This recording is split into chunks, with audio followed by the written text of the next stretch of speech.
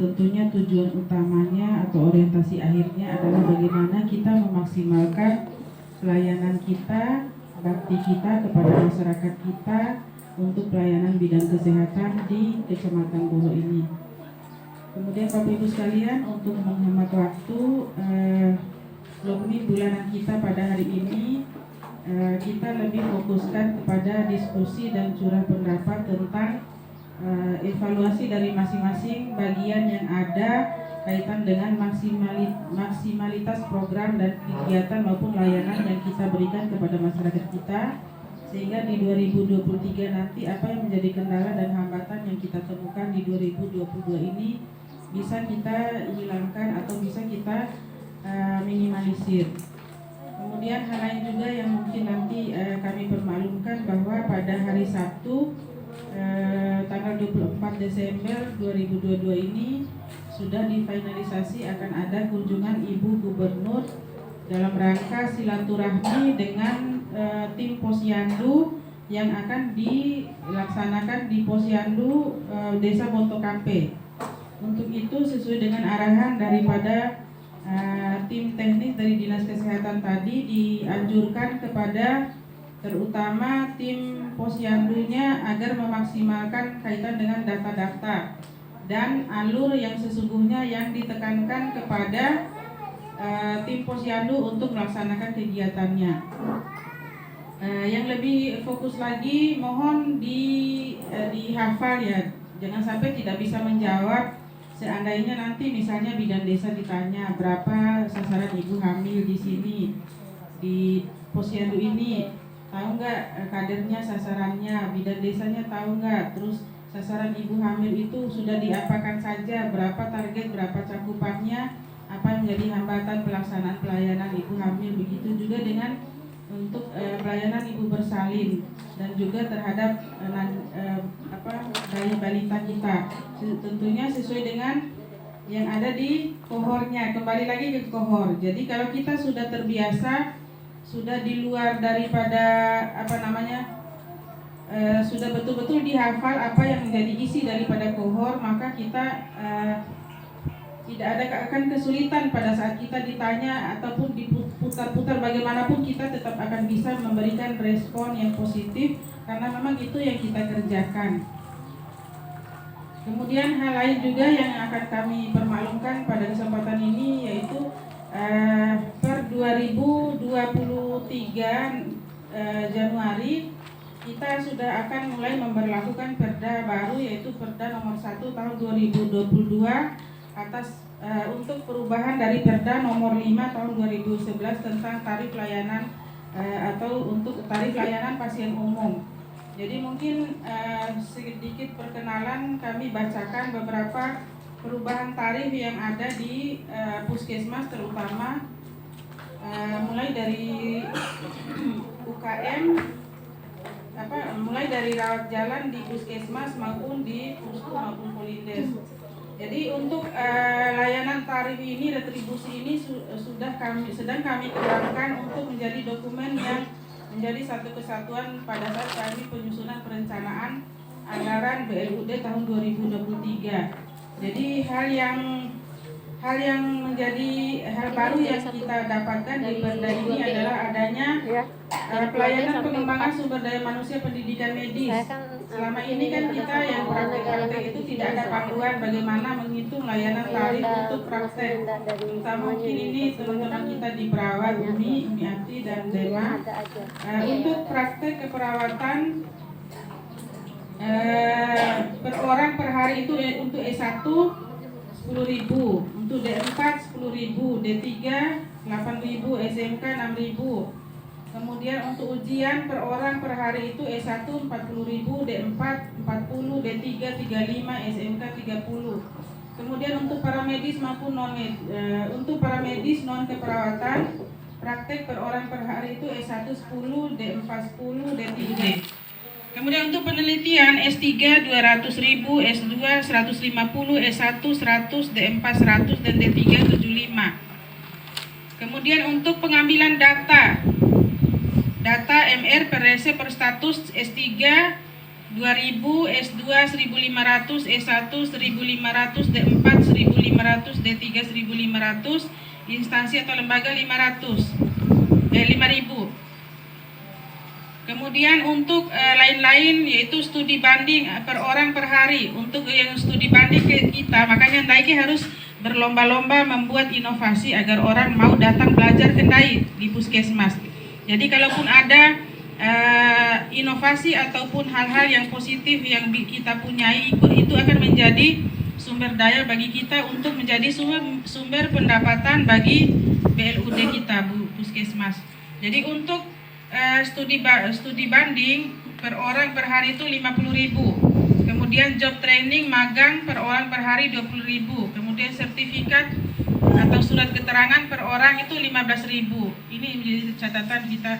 Kemudian lain-lain, MOU per program antar program. MOU itu 500.000. Misalnya MOU tentang pengelolaan sampah medis misalnya. Itu 500.000. Kemudian perpanjangan MOU yang ada. Kemarin Ndai didatangi sampai sekolah untuk membuat MOU itu sudah sampai berpuluh-puluh MOU yang kita buat dan gratis-gratis saja. Ternyata itu ada dimuat di Perda.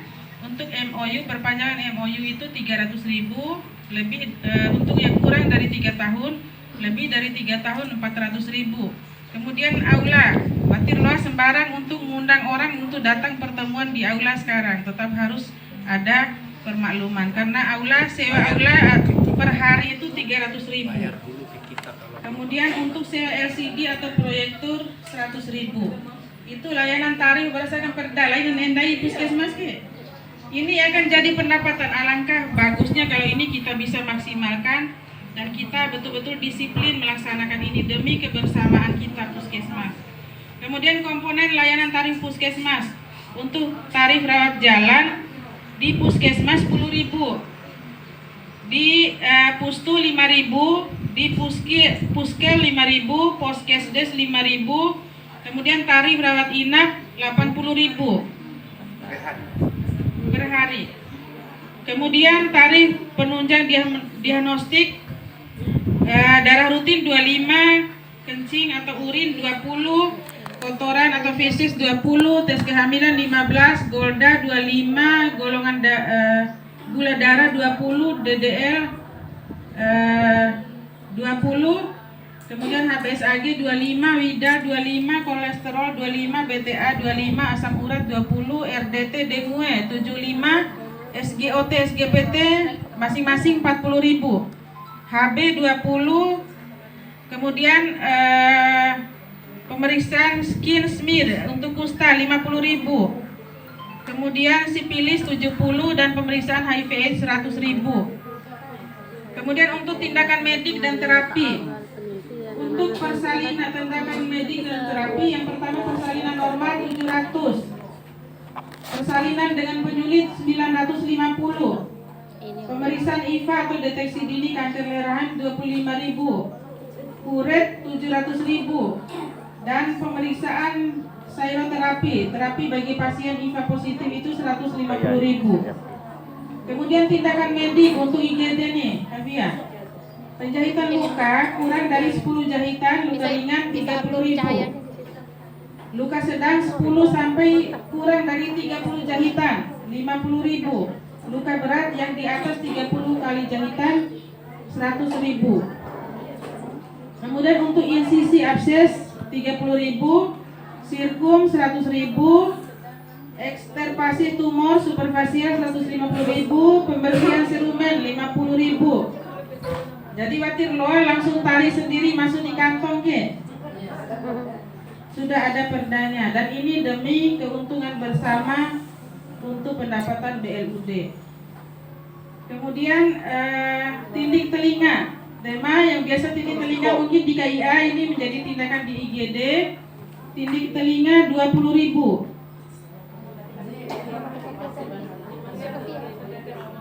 Kemudian perawatan luka, luka ringan, luka kecil atau memar kecil 10.000.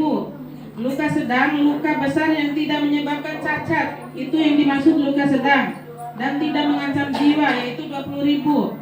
Luka berat yaitu luka yang menyebabkan cacat atau mengancam jiwa, 30.000 itu untuk perawatannya.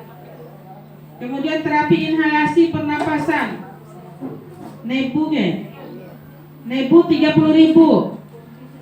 Kemudian oksigen per jam 20.000. Kateter 25.000 dan saksen 30.000. Kemudian vaksinasi anti bisa ular 50.000.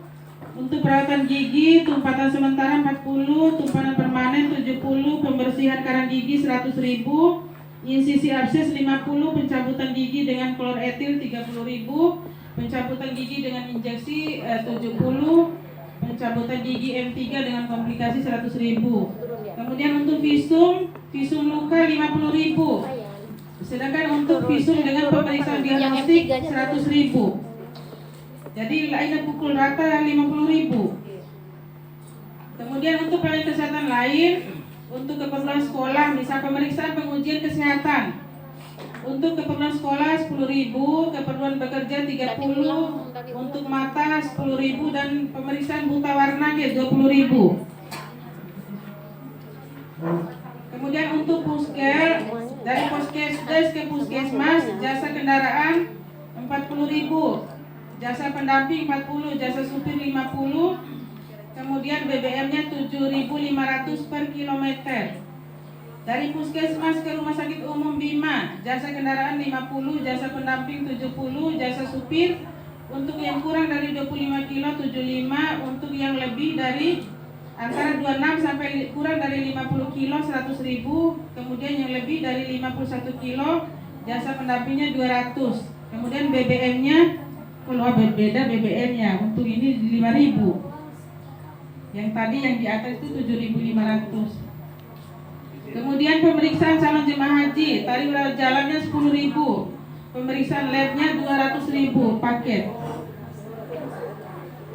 Kemudian untuk pelayanan KB, pasang IUD 100.000.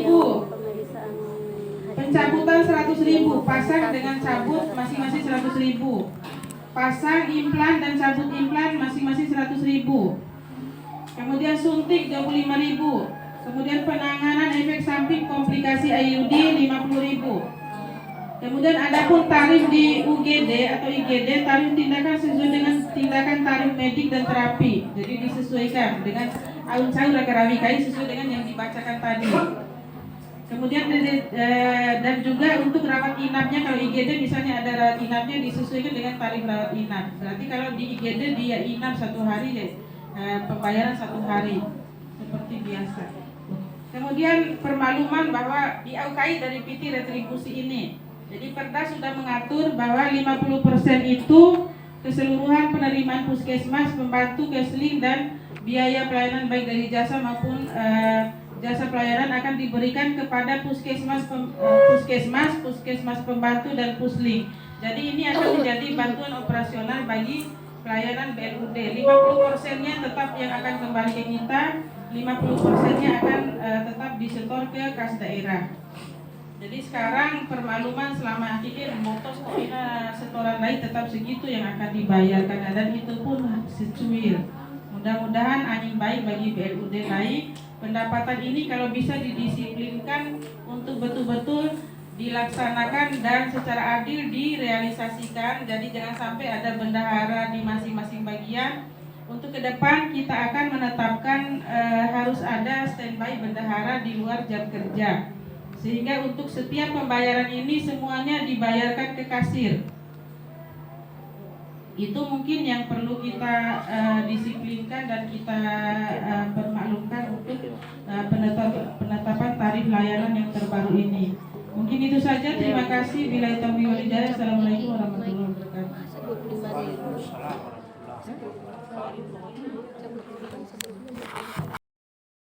Semua penanggung jawab ruangan bahwa di setiap ruangannya sudah kami tunjuk 1 orang ruangan maupun program ya, 1 orang untuk bertanggung jawab membuat SOP dan pedoman puskesmas, pedoman pelayanan masing-masing ya. Kemudian untuk pedoman pelayanan ini alhamdulillah kalau untuk UKM sudah hampir rampung semuanya, tinggal dikoreksi aja Bukapus sementara dalam proses koreksi. Terus SOP juga masih berjalan. Sebenarnya targetnya adalah akhir Desember ini selesai semua, sehingga Januari kita mulai dengan SK baru dan SOP baru, semuanya yang baru disahkan per 2 Januari. Kemudian dari tim admin sudah selesai membuat buku harian pegawai.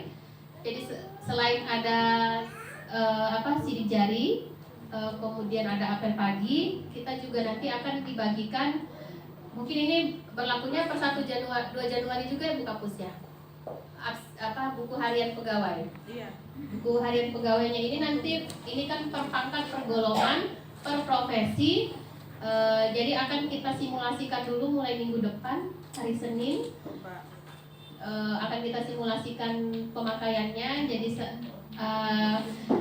semuanya harus mengisi buku ini setiap hari. Jadi ada dari tanggal 1 hingga tanggal 30, ada tugas pokoknya apa sesuai dengan pangkat dan jabatannya. Kemudian tugas tambahannya kami kosongkan, silakan diisi sesuai dengan tugas tambahan masing-masing. Misalnya Daima kan penanggung jawab koordinator bidan ya untuk UKP. Jadi Daima mengisi sesuai dengan tugas tambahannya yang ditunjuk. Kemudian Ibu Dewi misalnya sebagai penanggung jawab KIA UKM, jadi diisi juga tugas tambahannya. Jadi nanti tinggal diberikan poin-poin di sini. Poin 1 ya untuk dilaksanakan. Yang kalau dilaksanakan 1, kalau tidak dilaksanakan poinnya 0, gitu ya. Jadi ini sekalian nanti ketika ibu-ibu semua mengurus kenaikan pangkat dan lain sebagainya sudah ada terisi. Kita sudah punya acuannya ya. Jadi gampang pengurusannya. Masuk untuk dasar pembagian jasa. Nanti karena ini juga kita BLUD nanti kan bukan lagi kapitasi namanya nanti BLUD tapi jasa pelayanan. Nah, nanti dihitungnya juga sesuai dengan kinerja kita semua dalam melaksanakan profesi kita masing-masing. Nah, ini sebagai acuan kita untuk melaksanakan kinerjanya dalam sebulan. Nanti setelah itu dikumpulkan ke kakak kita, nanti kakak kita yang akan rekap bagaimana kinerja kita dalam sebulan sesuai dengan poin yang kita isikan. Ya, ada insentif UKM. Untuk UKM juga ada insentif UKM, ini sangat berpengaruh banget. Kemudian untuk UKM sebenarnya kita merencanakan penyusunan RPK bulanan di minggu ini, tapi karena Bu Kapus dan kita juga banyak kegiatan, nanti tanggal 22 ada kegiatan KIA, kemudian hari Sabtu kita juga ada kedatangan tamu. Jadi untuk minggu ini kita tunda dulu ke minggu depan penyusunan RPK-nya. Nanti akan coba saya susun, tinggal kita lihat bareng-bareng lagi aja ya. Kemudian untuk laporan kegiatan-kegiatan lain Bu Kapus, untuk Posbindu ini ada 2 poin utama dari hasil Posbindunya. Untuk hipertensi ada peningkatan, capaiannya kan harusnya dari sasaran 2183 capaiannya tuh jadi 4080. Jadi sebanyak 186%. Jadi ada peningkatan, dengan kata lain ada peningkatan jumlah hipertensi di wilayah kerja kita, gitu. Tapi apresiasi untuk tim Posbindu yang sudah menemukan capaian sebanyak ini, ya, sampai lebih dari hampir 200%. Kemudian untuk DM-nya dari sasaran 237 yang dicapai 1623 atau sekitar 683%. Jadi peningkatan diabetes mellitus di wilayah kerja kita sebanyak 683%. Ini tugas kita semua untuk memikirkan bagaimana nanti persentase ini bisa turun. Ini dulu luar biasa ini 600 lebih ya. Kemudian untuk Pusta penemuannya 50% dari target. Kemudian kesembuhan ada sekitar 35,71% yang sesuai dengan standar pelayanan. Sisanya itu belum selesai penyembuhan, belum selesai masa pengobatannya. Untuk PTM itu capainya sekitar 86,27%. Terus surveillance alhamdulillah semua kasus termasuk kemarin KLB ya, ada kasus-kasus keracunan dan lain sebagainya, itu 100% sembuh, alhamdulillah. Yang Rosi laporan. Iya, Bu surveillance ya laporannya ya Kak Oci. Kemudian untuk imunisasi, untuk IDL, kita lebih, capaian kita lebih 2% ya. Jadi dari target 95, capaiannya 97,3. Kemudian yang paling bagus itu ujinya sudah 100%. Alhamdulillah. Jadi imunisasi untuk anak alhamdulillah tercapai 100%. Tepuk tangan untuk imunisasi bagaimana? Alhamdulillah ya. Ada Ayu. Ada ya? Ada Ayu, budak Ada Ayu. Ini harusnya jadi prestasinya teman-teman bidan juga. Iya. Karena yang Bidan desa, bidan puskesmas. Koordinasi programnya bagus ya. Perlu ditingkatkan lagi. Kemudian apa ya ini? Itu aja kayaknya Bu Kapus. Untuk gizi dengan KIA nanti akan disampaikan langsung oleh penanggung jawab masing-masing ya insya Allah. Untuk Kesling karena masih banyak di bawah standar, jadi kita butuh berjuang lagi kayaknya ini. Masih persentasenya masih kurang ya ini ya. Kalau Kesling kan sudah 3 pilar. Iya, sudah 3 pilar deklarasi. Itu nanti yang akan ditanyakan juga di hari Sabtu nanti. Pas kunjungan Ibu Wakil Gubernur ya, tentang 3 pilarnya kita. Cakupan desa Bontokape. Untuk 3 pilar. Nanti tolong dipersiapkan datanya. Itu saja dari UKM dan admin. Untuk pemberitahuan akreditasi kan sudah dibagikan oleh Dr. Iva bahwa Permenkes untuk akreditasi sudah keluar. Itu berarti akreditasi akan dilaksanakan tahun depan. Entah kita tahun depan atau tahun berikutnya, walau-walau kita nggak tahu. Harusnya kita tahun depan. Kemudian tadi juga saya sudah dikirimkan juknis akreditasi. Jadi berarti sudah mendekati waktunya untuk akreditasi, dan saya ingatkan saya tidak mau begadang. Jadi mari mulai bekerja dari sekarang ya. Itu aja. Terima kasih. Assalamualaikum warahmatullahi wabarakatuh. Baik, terima kasih. Mohon izin sebelumnya, mohon maaf kami berdua terlambat karena memang pelayanan di bawah saking banyak-banyaknya baru memang bisa off. Jadi beberapa yang terlewat mungkin sudah disampaikan Ibu Kapus tadi. Ini ada penambahan informasi dari saya PJ Mutu. Insya Allah masih berlaku Ibu Kapus ya. Untuk saat ini informasi yang ingin saya sampaikan, beberapa waktu yang lalu kita melakukan evaluasi untuk mutu pelayanan karena beberapa satu komitmennya adalah sebenarnya untuk ikut lomba, tapi di lain itu sebenarnya kita memang mau melihat seperti apa PDSA yang dikerjakan teman-teman di rawat jalan, baru di lingkup rawat jalan. Mungkin teman-teman yang di bagian rawat jalan khususnya sudah paham, kemarin kita sebar 20 sampel, kita hitung dari mulai pasien mengambil di loket antrian, kemudian di loket sampai dia dilayani bahkan pulang. Nah di situ beberapa pekan itu Ibu Kapus kita evaluasi, memang angkanya masih cukup tinggi. Ternyata hasil kemungkinannya pasien itu sudah mengambil nomor antrian lebih dulu sebelum jam pelayanan dibuka. Jadi karena mesinnya itu sudah dipasang dari awal. Jadi ketika pasien mengambil di kertas print itu sudah tercetak 0735, 0730. Padahal kita kan belum buka pelayanan, jam pelayanan kita kan 8.00. Tapi karena udah 735 itu udah terhitung dia mengambil nomor antrian, jadi akhirnya terhitungnya sampai dia terakhir pelayanan. Bahkan beberapa pasien yang tidak memerlukan web saja itu hampir butuh waktu sekitar 2,5 jam, bahkan sampai 3 jam. Kalau dipikir udah sampai bawah sana sebenarnya tuh kalau 3 jam, sedangkan dia cuma gebuk-gebuk di puskesmas aja. Nah akhirnya kita evaluasi beberapa, memang ada di bagian yang crowded atau troublemaker-nya itu pertama di bagian loket. Di loket itu memang petugasnya sudah banyak, tapi karena alur yang dia harus bolak-balik itu ternyata setelah dievaluasi sama Pak Dokter, dia kurang lebih ada sekian detik yang harus dihabiskan hanya untuk bolak-balik mengantar status.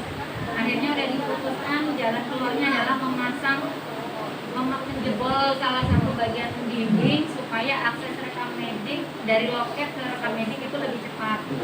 Nah ternyata kita evaluasi berjalannya dia baik. Kemudian ditambah oleh penanggung jawab di loket itu memasangkan label warna, jadi meminimalkan untuk kesalahan mengambil atau lamanya dia pasien itu menunggu. Ternyata itu juga sangat berfungsi dengan baik. Cuma di sini kendalanya Bu Kapus karena RM kita tuh hampir segudang banyak ya, dan petugas yang benar-benar intent mau mengerjakan itu baru beberapa. Cuman memang agak, kalau menurut hemat saya, karena memang sebenarnya kita akan beranjak ke rekam medik elektronik, jadi di puskesmas sudah mulai harus memikirkan rekam medik elektronik itu semua fasilitas kesehatan harus mulai menggunakannya per awal Januari 2024. Jadi kita punya waktu setahun. Nah itu bukan berarti dalam 1 tahun ke depan baru mulai, tapi kita mulai bisa merintis dalam tahun 2023. Kita mulai memikirkan dia pakai pihak ketiga atau bagaimana, kemudian bagaimana penyimpanan datanya, retensi data-data yang sudah ada. Jadi sekiranya kalau mau diperbaiki semua, digantikan ke yang baru memang memungkinkan, tapi dalam 1 tahun berjalan itu kita harus mulai ada peralihan dari rekam medik yang biasa menjadi rekam medik yang elektronik seperti itu. Itu mulai harus dipikirkan tentang anggaran, tentang pihak ketiga siapa yang bekerja sama segala macam. Itu dari loket kampus. Kemudian troublemaker yang berikutnya itu didapati di bagian apotek. Pertama karena ruangannya yang cukup seperti lorong, kemudian suara panggil itu saling bersaut antara suara dari yang manggil di poli, yang manggil di loket, yang manggil di kajian awal, jadi kayak suara itu distract di situ jadi satu sumbernya. Itu yang bikin pasien itu kadang nggak mau duduk juga karena pertama nggak ada tempat duduk yang layak di ruang yang menjelang ke bagian apotek itu tempat kursinya hanya terbatas. Dan orang itu yang menunggu banyak, kemudian tidak ada pemanggil suara, tidak ada speaker, tidak ada informasi berapa lama dia harus menunggu kalau obat, berapa lama menunggu kalau itu puyer gitu. Nah kebetulan kemarin memang ada rezeki, jadi di apotek memang sudah kita hadiahkan speaker karena mereka udah berhasil bikin PDSA sudah, tapi mungkin kualitasnya bukan karena harga Shopee yang 150. Mungkin kalau ada yang lebih bagus boleh biar itu dipakai nyanyi-nyanyi tim yang lain, tim Roland, tim apa itu. Nah setelah dievaluasi memang waktu tunggunya untuk obat-obatan tidak terlalu lama baik yang racikan non racikan. Jadi sebenarnya kalau memang teman-teman itu artinya gini, itu namanya wasting. Kalau biarin dah, kan jam kita pulang jam 1 ibaratnya gitu. Tapi kalau kita biarkan itu, yang rugi kita sendiri, yang capek kita sendiri. Kalau kita, misalkan kita punya target standarnya 5 menit, kalau memang bisa kita kerjakan 3 menit, berarti 2 menitnya itu adalah free untuk kita relax. Nah sebenarnya itu, makanya disebut wasting kalau misalkan kita layback. Apalagi kalau pasien kunjungan kita lama. Nah seperti itu, jadi evaluasinya udah sampai ke Pak Dokter, udah kita kirim PDSA baik dari loket maupun dari obat. Kemudian Bu Kapus, sebenarnya siklus ini nggak berhenti di sini, kita akan tetap evaluasi lagi. Nanti kita dapat ininya di mana, kita dapat miss-nya lagi di mana, baik dari loket sampai dia pasien pulang. Contoh kita temukan di lab ternyata bisa hampir 1,5 jam. Ini apa aja yang diperiksa gitu? Yang diperiksa ternyata memang DS segala macam, malaria yang harus pakai mikroskop, oke, berarti cocok. Kalau memang dia hampir 1,5 jam tapi dia hanya dicek misalkan DL saja, berarti ada miss sekian menit, itu kemana? Apa memang petugasnya yang tidak ada di tempat atau saking banyaknya atau bagaimana? Itu kalau untuk evaluasi mutu pelayanan di rawat jalan. Jadi sampai minggu ketiga kemarin alhamdulillah semuanya masih dinilai standar. Jadi rata-rata satu pasien itu kalau dirata dari 20 sampel itu sekitar 60 sampai 70 itu masih lumrah untuk pasien yang pelayanan di FKTP di puskesmas. Kemudian untuk indikator mutu beberapa sudah memang memasukkan angka, dan hasil terakhir untuk yang indikator mutu itu banyak miss masih di cuci tangan. Jadi cuci tangan itu masih belum nilainya yang mencapai 100% karena masih menganggap cuci tangan itu sekedar cuci tangan, padahal ada 5 momen. Jadi yang dievaluasi oleh teman-teman mutu yang mencapai mengevaluasi teman-teman di ruangan, itu yang dinilai tidak sekedar cuci tangannya benar atau enggak, tapi 5 momen itu terpenuhi atau tidak. Jadi ketika 5 momennya tidak terpenuhi, otomatis ada jawaban yang iya, ada yang tidak. Nah itu jadi belum mencapai 100% untuk cuci tangan. Untuk APD pun karena sejauh ini hanya dia levelnya bukan level kontak pajanannya. Kalau memang kita sekedar tensi ini kita pakai handscoon sama masker itu udah dinilai pakai APD. Kalau kita yang bedah mulut, kita nolong partus itu memang APD-nya lebih lengkap. Kalau memang yang sekiranya kita akan ngambil darah tapi tidak partus, contohnya kayak petugas lab, jadi dia cukup masker, handscoon. Kalau memang ada gaun dilengkapi dengan gaun atau celemek. Hanya seperti itu juga belum 100% terpenuhi. Artinya kesadaran diri untuk menggunakan APD itu dianggap kayak aman, kan memang kuman itu nggak terlihat ya, jadi kelihatan aman seperti itu.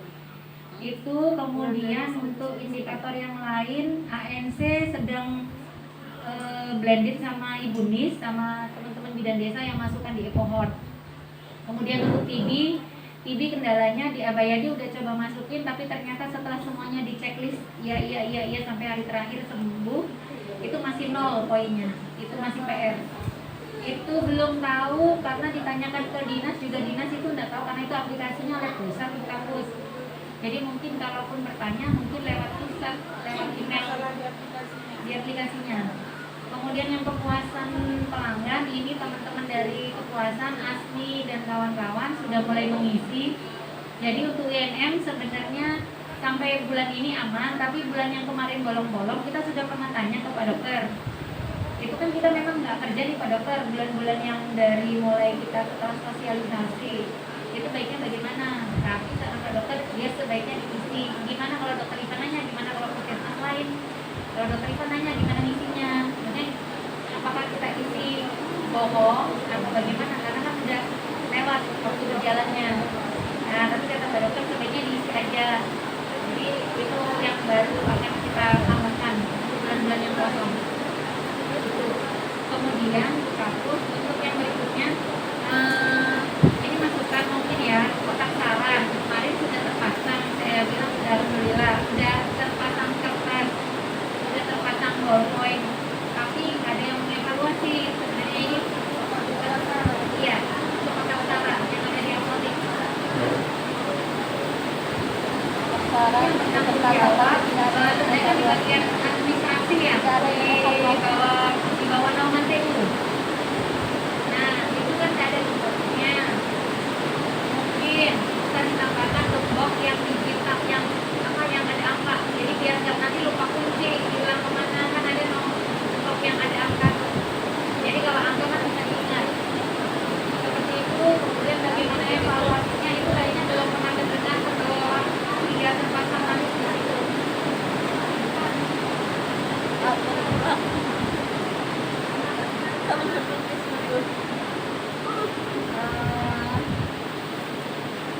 Mungkin itu sebagian yang ingin saya sampaikan. Kalau untuk hal yang lain mengenai pelayanan, mengenai mutu, teman-teman dari yang perbagian-bagian baik dari manajemen resiko, audit internal, kemudian keselamatan, semua memang sudah bergerak di bidangnya masing-masing. Cuman dari rapat tinjauan manajemen belum bisa diselenggarakan sampai hari ini. Mohon maaf Bu Kapus, karena kealpaan saya yang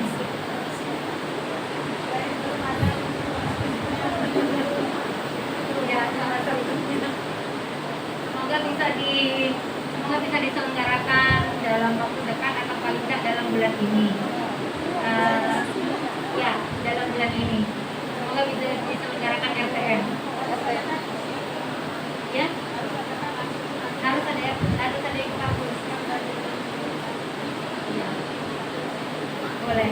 Ya.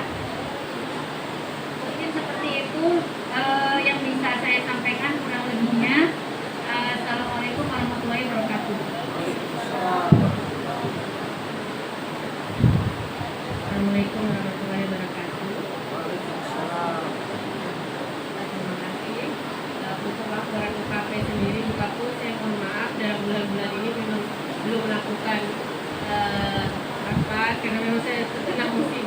berkali-kali, jadi belum sempat kapan. Dan teman-teman juga di UKP saya saya untuk fokus dulu membantu buku ada dalam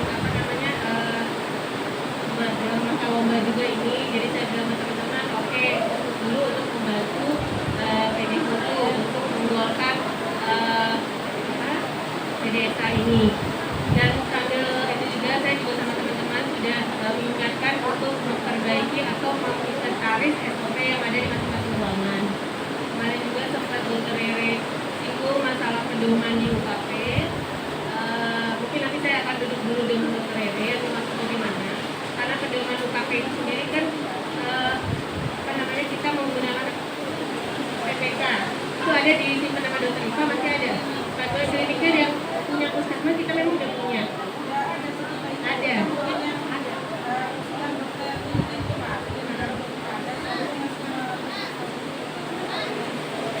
Ada kita sudah punya. Satu untuk puskesmas saya bilang.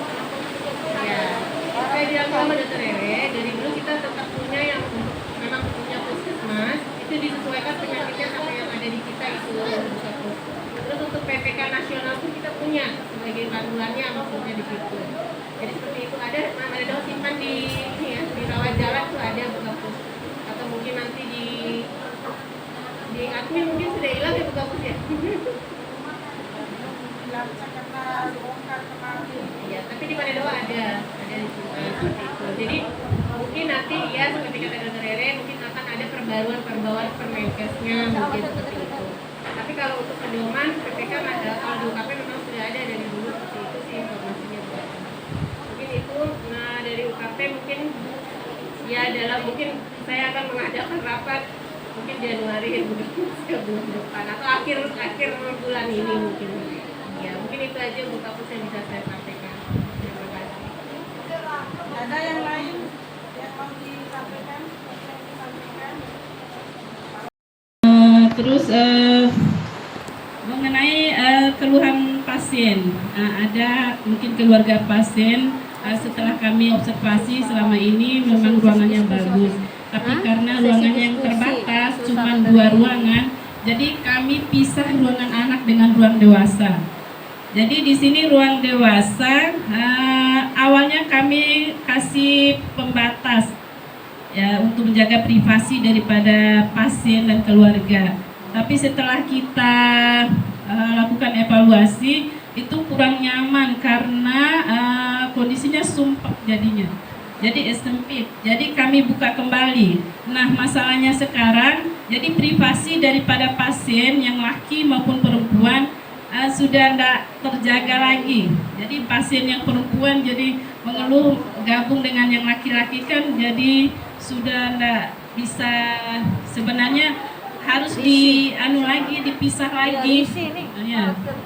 Ada keluhan dari pasien dan keluarganya. Jadi kami sudah memberikan masukan bahwa memang ini kondisi kita tuh memang begini karena ruangannya harus gabung 6 orang.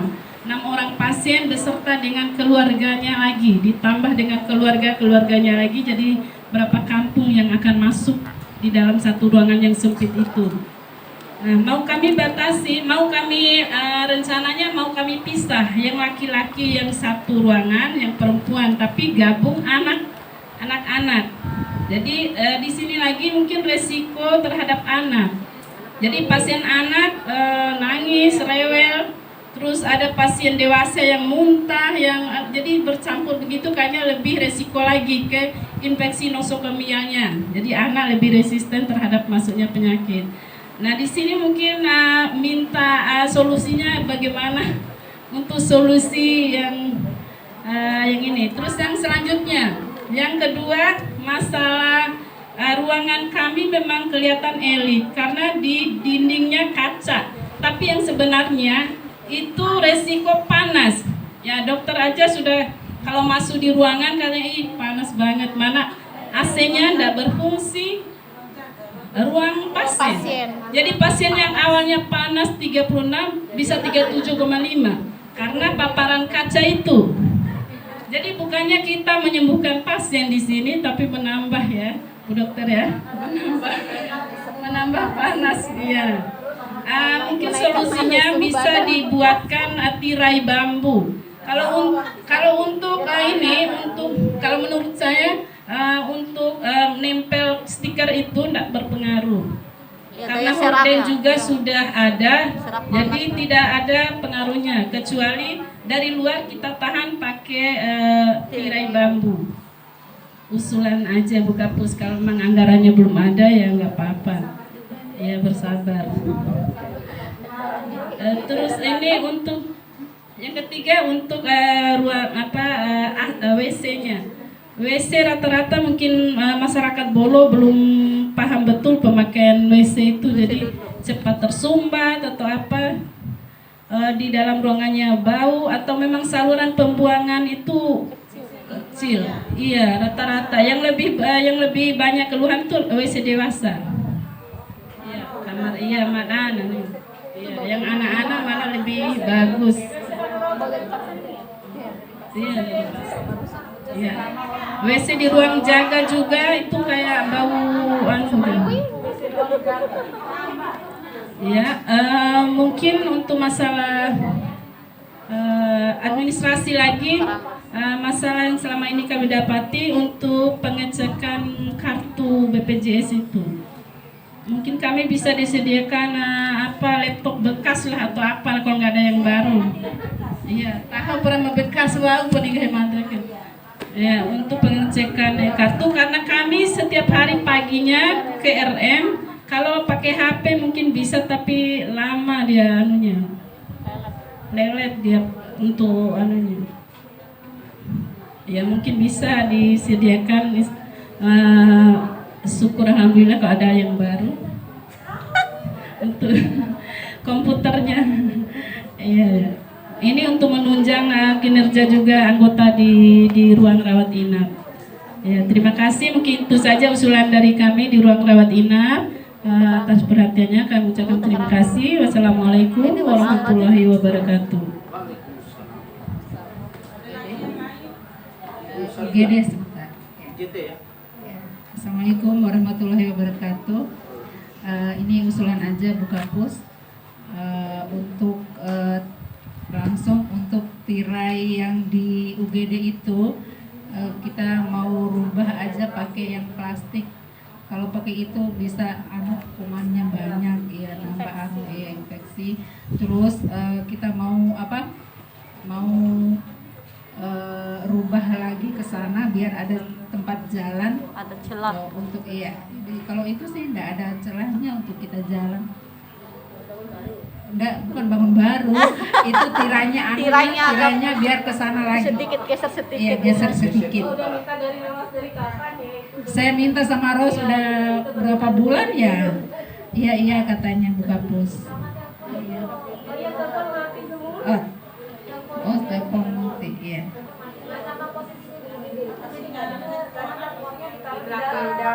Telepon. Terus Masa? Oh, saya nggak pernah coba lagi. Oh, gitu.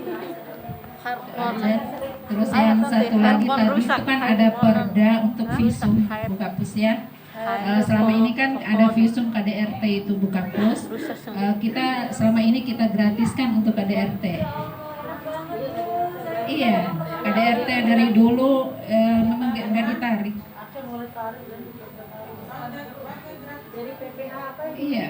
Perlindungan anak. Ada aturannya begitu kalau di ada. Mungkin perlindungan perempuan itu kan. Iya.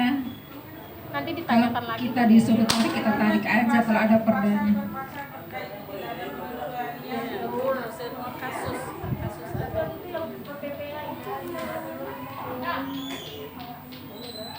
Iya, mungkin Iya. karena biasanya istri keluar Mungkin kampung, untuk nggak Januari ini kita mulai tarik aja dulu ya.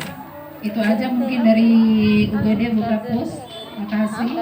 Assalamualaikum warahmatullahi wabarakatuh. Salam warahmatullahi wabarakatuh. Oh, rakan apa episode deh? Nah, terima kasih. Assalamualaikum warahmatullahi wabarakatuh. Ini bukan usulan Bu Kapus, cuma himbauan kepada teman-teman semua. Yang pertama mungkin mungkin terima kasih kepada teman-teman yang sudah bekerja sama. Ini berhubungan dengan pendaftaran PPS. Karena sudah 2 hari ini sudah mencapai 47 orang.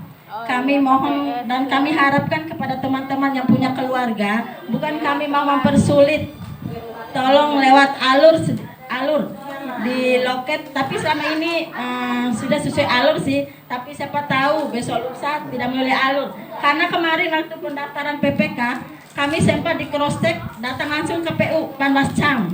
Dia main cross check yang sudah lulus itu apakah mereka bodong apa enggak keterangan sehatnya.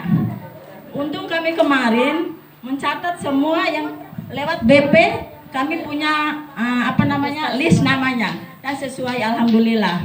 Dan sekarang mungkin teman-teman punya keluarga, mohon diinformasikan karena ada aturan yang ditetapkan oleh KPU, itu antara lain pemeriksaan laboratoriumnya mencakup gula darah sama kolesterol. Mohon diinformasikan kepada keluarga masing-masing dan melalui alur ya teman-temannya, bukan kami mempersulit. Insya Allah kami akan mempercepat teman-teman. Terima kasih. Wassalamualaikum warahmatullahi wabarakatuh. Dari target, mungkin ada kebijakan apa gitu ya, misalnya gini kan, di Posyandu sudah dilakukan pemeriksaan lab. Misalnya pasien yang datang diberikan kebijakan untuk langsung Terapi. Iya, langsung terapi atau bagaimana dengan membawa surat Pendelegasian. rujukan horizontal, rujukan internal ya, dari Posyandu ke Puskesmas seperti itu di hari yang sama. Jadi potong kompas lah ceritanya. Mungkin bisa begitu biar capaian Posyandu ini bisa meningkat, karena kan daripada mereka meminta ada pelayanan pengobatan di Posyandu, itu sesuatu yang tidak mungkin dilakukan karena tidak sesuai dengan aturan di Posyandu. Jadi apakah boleh kalau misalnya ada surat rujukan dari Posyandu menuju ke Puskesmas, sehingga pasien yang sudah diperiksa di Posyandu langsung bisa untuk mendapatkan perawatan di Puskesmas seperti itu. Mungkin kalau memungkinkan. Kalau tidak ya nggak apa-apa. Iya. Iya. Apalagi kan nanti ada sudah masuk kita harus RM-nya kan harus elektronik ya nanti ya. Jadi mungkin bisa dipangkas seperti itu.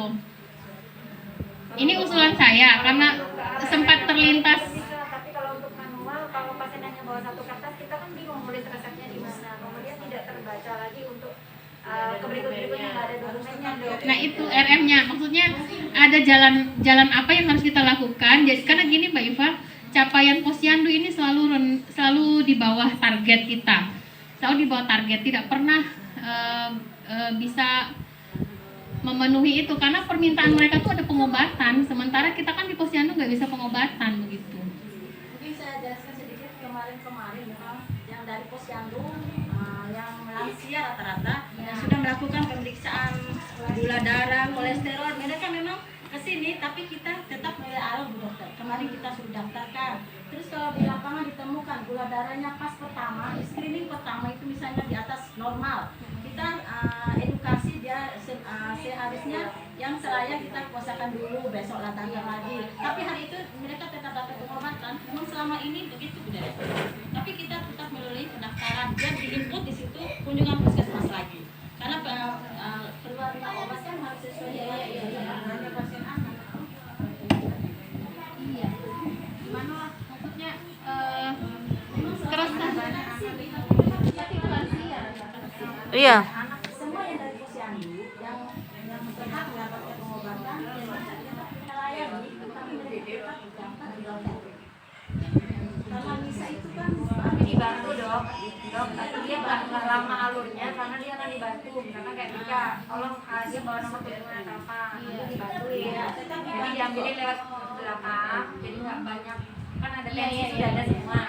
Cuma dia tetap harus ada dokumen karena itu untuk pembuktian kita kalau dia kunjungan pulang kan, kalau hanya kertas lembar kan hilang nih, kita kasihkan ke pasien kan kita nggak punya data. Sedangkan data Posyandu itu kan nggak blank kan sama datanya Puskesmas kan. Gitu loh. Makanya orang-orang yang dicek gula asam urat yang memang punya RM di Puskesmas ada nggak disetorkan lagi ke itu kan enggak kan? Artinya jalannya sendiri-sendiri kan.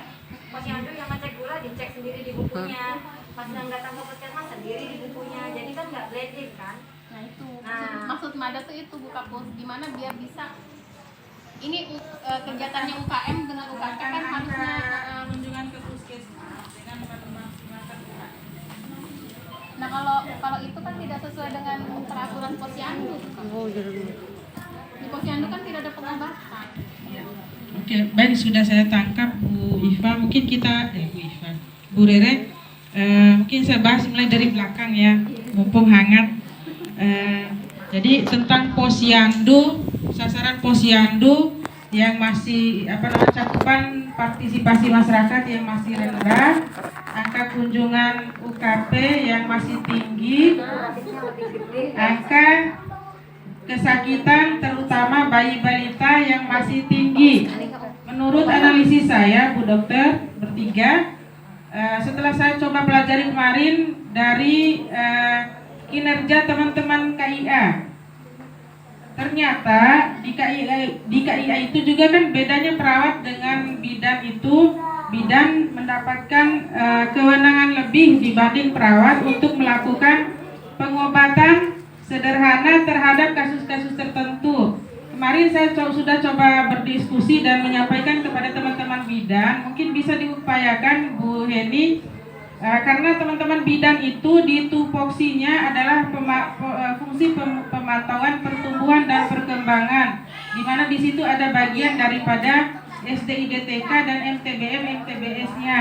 Jadi mereka di ekohor itu di setiap pemantauan yang mereka lakukan tiap bulannya terhadap sasarannya, kalau balitanya sakit itu mereka langsung masukkan keluhannya sakit di laporan ekohornya itu. Kemudian mereka harus mengisi form MTBS, sehingga secara langsung untuk bayi balita yang masih bisa mereka berikan terapi sederhana, misalnya COVID menurut saya, misalnya kalau sekedar febris yang baru 1 hari, kemudian mencret yang bagaimana, ada mungkin perlu ada pelimpahan ke sebagian kewenangan medis untuk yang sederhana itu, sehingga mereka bisa melakukan eksekusi pengobatan di Poskesdes. Kan nanti kedepannya akan ada posyandu prima, nantilah untuk perawatnya. Sekarang bidannya dulu, karena nyambung kurang gitu. Kan bulan depan saya akan mengevaluasi kinerja teman-teman bidan kaitan dengan pelayanan bayi balitanya ini, Bu Dokter. Apakah karena saya evaluasi ekohor yang ada kemarin yang dilaporkan itu sekian lama dilayani bayi balita tidak satu pun yang terlaporkan sakit. Nah itu kan menandakan bahwa belum terlaporkan. Mungkin bisa saja teman-teman sudah melayani tapi belum terlaporkan di kohornya. Ini Ima.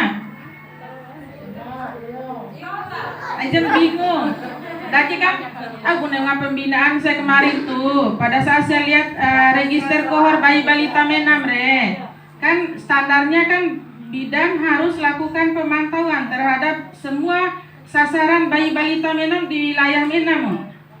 Terus apa yang dipantau? Pantau berat badan, tinggi badan, kemudian perkembangannya bagaimana dengan SDIDTK, dan lihat sakit atau sehatnya kan daya ya.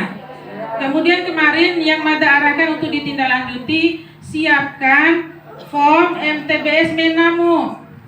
MTBS itu pada saat lakukan pemantauan terhadap sasaran dan ditemukan ada balita yang sakit, langsung diisi balita sakitnya sakit apa dan diterapi.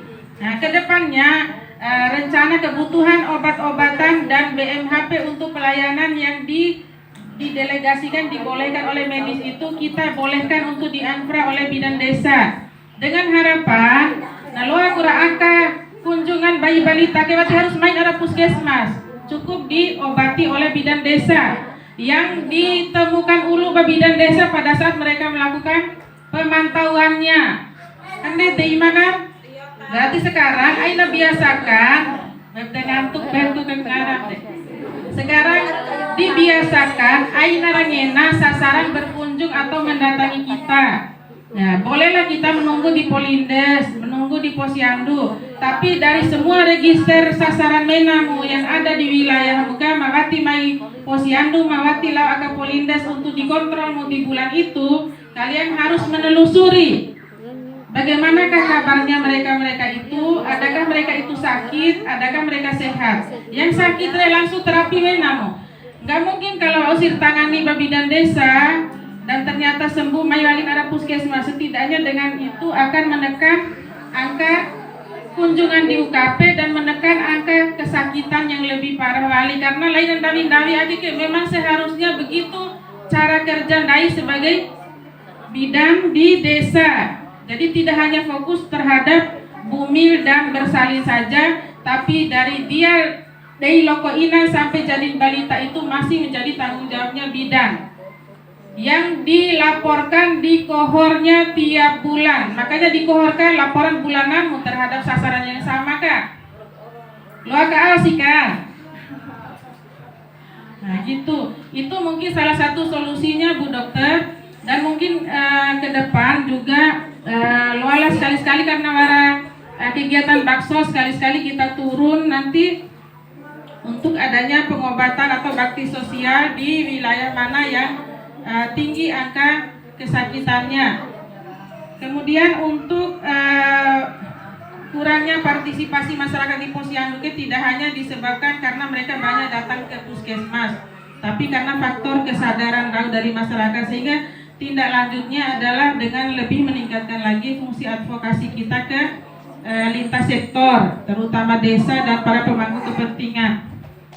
Kemudian usul untuk pendaftaran PPS ini syukur diingatkan Bu dari Ayah. Malum kebiasaan Dai waras keluarga kan, Dai itu akan merasa terbebani kalau tidak bisa membantu. Boleh dibantu asalkan bantulah sesuai dengan alur dan prosedur yang ada.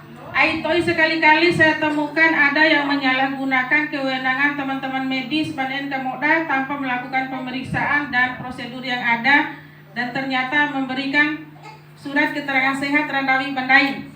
Itu tidak akan saya ampuni, tidak akan saya tolerir. Jadi bantulah sesuai prosedur. Kan wara kumalua komimpa wara format keterangan sehat di laptop nakan Dawi Lalona. Tanda tangan Bu Heni mau japa di tanda tangan kan, Dawi Lalona tanda tangan. Jangan sampai ada yang kejadian seperti itu. Kalau ditemukan saya tidak akan menolerir. Jadi bantulah sesuai dengan apa yang sudah seharusnya. Kemudian yang kriteria kan didaftarkan WA. Ya, insya Allah kalau petugasnya yang mengantarkan dengan itu akan lebih paham, pasti akan lebih dibantu lagi. Kaitan dengan tarif, jangan sampai ada penarikan tarif di luar dari aturan. Kalau memang pasien BPJS dia berhak untuk digratiskan. Kalau pasien umum dia harus membayar sesuai dengan perda yang ada. Kemudian usul dari Ibu Via, insya aja kan pakai dong wasalah mata, wasila roska, karongga balik tamata keserundan di maliki selama nanti disiliki kawati kawaran sisi akan. Untuk insya Allah kita realisasikan itu karena hal yang urgen juga, karena pengendalian infeksi juga penting. Yang penting PDR harus juga londo akak amankan hordennya. Kalau aku dipakai untuk teman-teman UKM sepertinya butuh horden TSC kan. Barang hanya satu jendela gak nyampe hordennya. Kemudian untuk perda visum bersama dengan kejadian luar biasa kan sesuai dengan ditanyakan Salma, akan kita bahas kemudian. Takutnya misalnya naik ke gratis kan, nggak puskesmas makalai puskesmas bolo gratis harusnya bayar misalnya, karena imbasnya ada protes puskesmas yang lain. Insya Allah ini kan kita bahas kemudian bersama kampus-kampus yang lain bagaimana kesepakatannya untuk yang kejadian luar biasa dan ini perlindungan anak. Kemudian iPhone, mande saraa, tirai plastik IGD, ya insya Allah. Kemudian untuk Umi bukannya tidak mau merealisasikan saat akhir untuk adanya komputer untuk ngecek kartu kepesertaan. Ini sebelum ini bisa direalisasikan, solusinya sebenarnya ini lebih kepada Kavia di IGD harusnya yang mengecek kartu.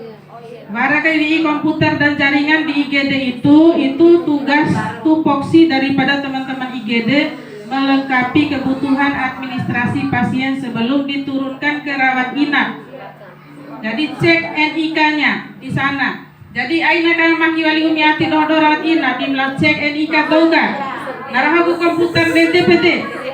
Daripada lo baca doang nanti komputer kayak gitu. WC-nya sepertinya kalau WC sepertinya ada persoalan kaitan dengan IPA, sedang mandado pelajari, tapi aku main masalahnya IPA ke titik-titik pada saat dodo bangun itu sedang mandado evaluasi. Terima kasih itu juga diingatkan. Kalau penahan matahari mungkin evaluasi bersama Bu, kalau menggunakan ini mungkin akan banyak makan biaya dan apakah akan seefektif itu. Mada sempat terlintas di pikiran pernah waktu IPC panah tak tarik carut buka pus pakai itu jaring yang anti matahari itu. Iya, ada yang 80%. Mungkin bisa kalau pakai kombi. Lah orang persoalan di ruangan naik setiap pemerintah AC, pada naik wati tahankan di AC, sehingga AC belum diperbaiki wali batu. Satu keluarga matakan kan di AC, mata dua wali tidak di AC, sehingga jendela dibuka yang AC dihidupin. Sekuat apapun, secanggih apapun barang elektronik pasti na iya kalau dedes kami. Mata kan dende kecekutan erom, bota kipas angin sebagai pengganti AC yang mau dimatiin, misalnya untuk kalau memang tidak dipakai sih tak tekani lalu biarkan ada di situ daripada dibuka tapi dihidupin tapi buka jendela saja sih. Itu si listrik naik yang akan ada pembengkakan penggunaan, pasien juga tidak menikmati. Kalau seandainya lebih dibutuhkan si kipas angin, mungkin kita upayakan kipas angin. Terus untuk penahan kanende, mungkin kalau menurut Madasi kita coba pakai jaring itu, yang jaring yang anti matahari itu. Jadi sambil iya. Kemudian ruangan itu mati marah idin wadaki mau diapakan? Nego area ruangan sudah sempit, apa akan kelihatan sempit. Mau apalah saat ada angin baik dari laporan dari Pak Farid kemarin, kita sudah dimasukkan di perencanaan 2023 adanya penambahan ruang rawat inap. Nah di rawat inap Muara AKK kemungkinan nanti akan jadi ruangnya KIA. Nanti ruangnya rawat inap yang akan dibangun baru cedol rawat inap. Kemudian tadi jadi kebini lalu untuk penambahan ruang rawat jalan yang masih kurang, kayak ruang konseling dan ruangan lain yang belum ada. Itu mungkin kita doakan bersama, dan juga kemarin ada dihubungi Pak Duro DPR, mereka mau memberikan aspirasi bagi untuk Daita. Cuman masih menjadi karena yang diminta desain dari dinas setidaknya 2 M baru nanti anggaran dirubah bangunan baru yang ditakbokai deh. Tapi yang kemungkinan disetujui oleh DPRK yang kisaran maksimal 200 juta. Itu yang tapi sepertinya insya Allah ini mohon doanya bersama, rencana dinas yang tadi bisa direalisasikan yang 2 MET. Termasuk Dai juga masih butuh gudang dan tempat penitipan sampah sementara. Edirau yang menjadi PR kita itu. Itu sudah ada angin baik, mudah-mudahan ini bisa direalisasikan untuk penambahan ruangnya. Ya untuk keadaannya sekarang yang bisa kita maksimalkan seperti ini ya, insya Allah dari manajemen apa yang bisa dulu kita kerjakan semampu kita. Sambil berproses kombiwara ide atau bagaimana lagi ke depan untuk solusi. Kan memang tiada solusi mau ruangan sempit begitu mau diapakan. Iya, bangun bangla loh Pak. Lau kan dena mana yang lebih dilematis ya, dipisah ruangan laki cowok atau anak per anak dewasa. Bikin 3 buka pus. Laki sendiri, cowok sendiri, anak sendiri. Tapi masanya ruangan 2. Kalau anak ke perumahan dewa tidak di KIA perumahan kan aja nih. Kalau dewasa laki sama anak kecil laki itu nggak malu, tapi penyakitnya. Iya. Itu makanya yang lebih prioritas kita dari 2 option itu yang mana itu yang kita pilih. Dewasa biar hanya yang stroke ketemu Iya. Iya. Yang mudah-mudahan lah berproses naik dengan BLUD ada pendapatan tambahan meskipun dengan dari daerah kita bisa mengupayakan sendiri.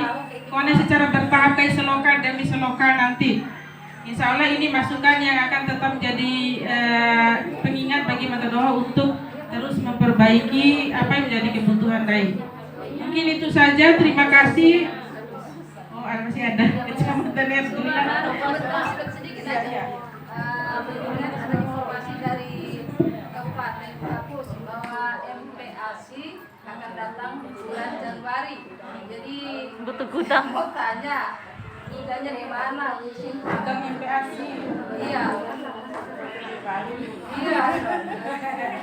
Bulan Januari ini. Ya nanti jawabannya kita sambil berproses. Oh iya. Itu aja. Paling balik-balik nomor dinas soalnya tidak tidak. Iya.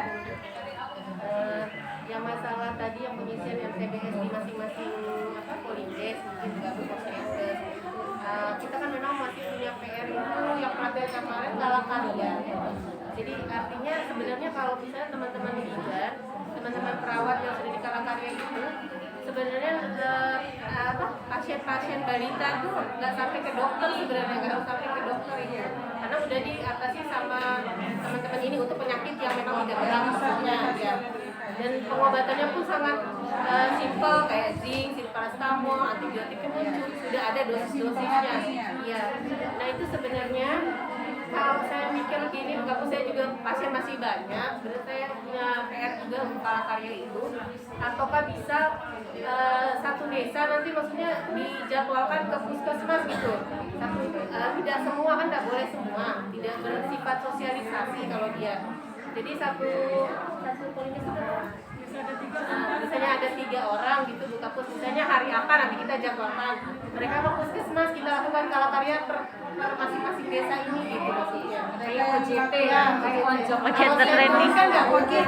Ya semacam seperti itu. Atau gimana kalau pas pelatihan atau satu hari? Kan nggak praktek ya pasiennya Langsung praktek. langsung praktek. Ya jadi cara pengisiannya lebih kepada cara pengisian sama Iya, nanti dijadwalkan aja. kalau misalnya dalam orang banyak itu nggak fokus buka punya Makanya sambil bimbingan satu desa. iya seperti itu. Nanti mungkin ada deda yang mungkin dijadwalkan maksudnya pas mungkin saya libur gitu ada saya libur Kalakarya satu desa gitu maksudnya seperti itu. Tapi lah jadwal, kalau desa mana hari apa pas nanti ininya ya. Nogura OJT, Notulen, Neva. Jadi dari poin akredit itu ada undangan dari persoalan. Mungkin sedikit kami yang di luar ANC mengalami satu kendala dalam hal pengantaran status dari loket ke ruangan ANC. Harusnya apakah bidang yang ambil, apakah mereka yang ngantar, sehingga tenaga kami itu tidak memakan waktu untuk mengambil lagi status karena kami juga di sana itu sudah beres tenaganya, sehingga yang mengantar itu tenaga di loket apa masih bidan, karena di situ menjadi masalah mereka di situ. Mungkin bidan yang nungguin status. Masalahnya ibu hamil sudah menunggu, statusnya belum datang masih di meja loket. Apakah bidangnya yang jemput atau loketnya yang bawa ke kami? Kalau saya lihat SOP-nya sih untuk distribusi status tuh adanya di loket. Di loket kan sudah daftarkan lewat kajian awal lagi. Saat itu Lama di kajian awal. kajian awal bukan pas yang menyerahkan Iya. ke unit-unit. Dan tahu dikaji, ya mungkin dikaji awalnya yang Di kajian awal. Iya. Loket kan menyerahkan ke kajian awal Akan melompatkan tiap ruangan. loketnya, tapi di kajian Kalau awalnya dulu kalau bidan yang bisa datang memang waktu kita puskesmas yang lama dulu tapi kan Cuma ada kalau datang kan mereka nggak tahu kapan akan datang, kapan ada pasien. kalau dulu kita punya rapat itu hari jadi BPP datang sambil di rak BPP gitu dulu waktu kita gitu.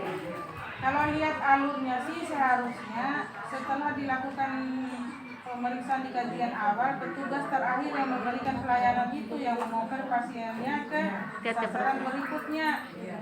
Kalau bisa seperti itu biar kita nggak cari lagi.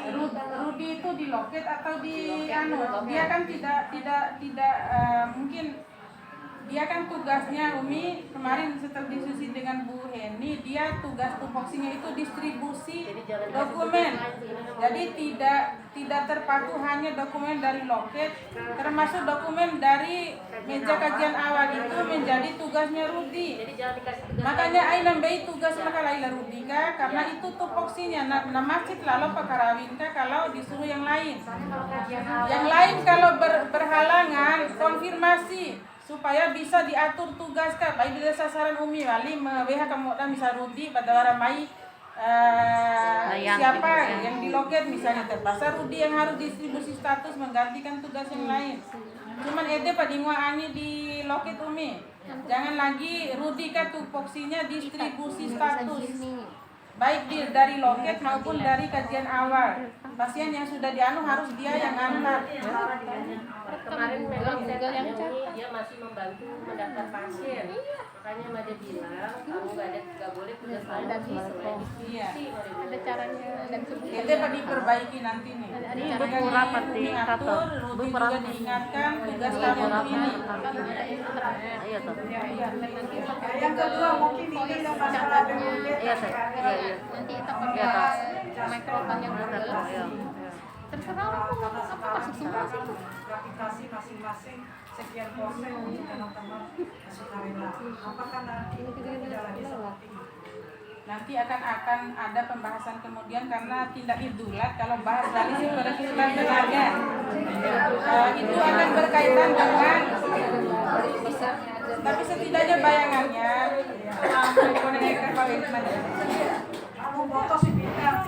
UPLU dan IPR Tirwara istilahnya tenaga sukarela yang digaji oleh puskesmas. Yang ada kriterianya adalah tenaga BLUD dan tenaga sukarela murni. Ngaran sukarela itu ya seutuhnya pengabdian. Siapakah tenaga sukarela murni? Mereka yang tidak lulus pada saat seleksi tenaga BLUD. Tanda tanya bagaimana seleksinya? Seleksinya adalah seleksi secara online, kalau perlu divideokan untuk semua kompetensi yang harus dimiliki oleh setiap petugas sesuai dengan bagian yang akan dia di